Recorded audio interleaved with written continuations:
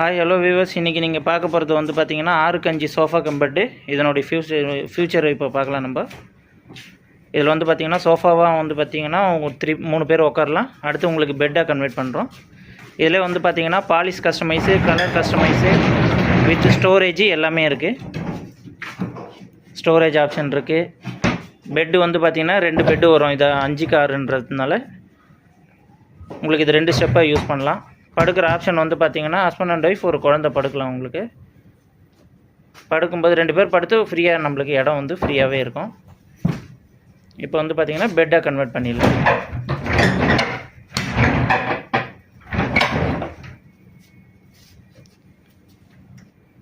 Okay, பெட்டாக மாற்ற சோஃபாவை convert பண்ணுங்கள்.